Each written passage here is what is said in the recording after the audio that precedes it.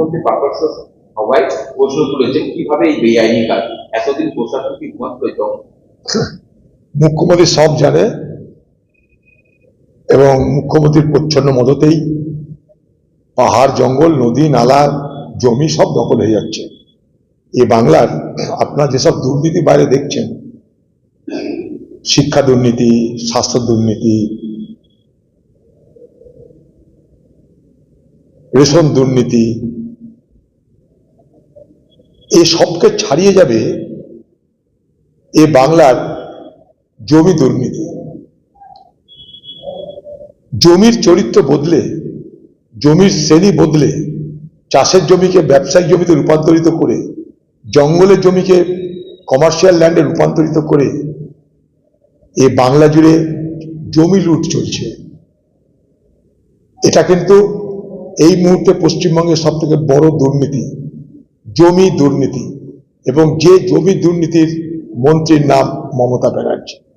অর্থাৎ মমতা ব্যানার্জির অধীনে পুলিশ,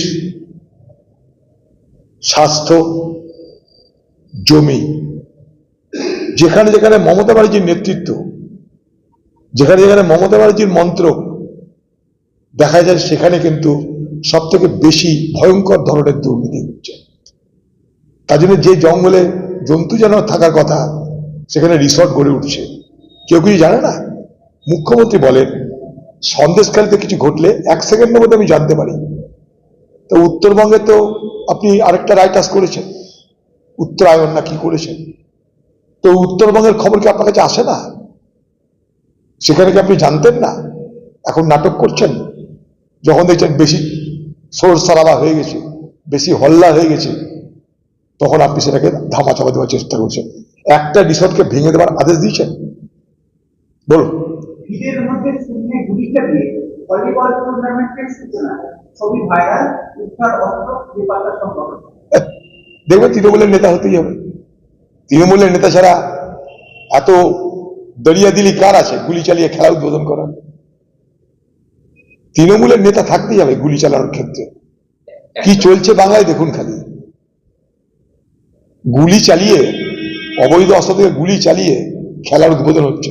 তবে না তৃণমূল দিদি কিছু বলবে না। এখন কিন্তু কেউ মারা খুন হোক, তখন বলবে ঝাড়খণ্ড থেকে লোক এসেছে, তখন বলবে বাংলা এগুলো মানবো না আমি, এখানটাই মাফিয়াগিরি চলবে না। গোটা বাংলা জুড়ে আপনার দল, আপনার দলের মস্তানরা, তারা মাফিয়ারা চালাচ্ছে। মহিলাদের ক্ষমতায়নের উদাহরণগুলো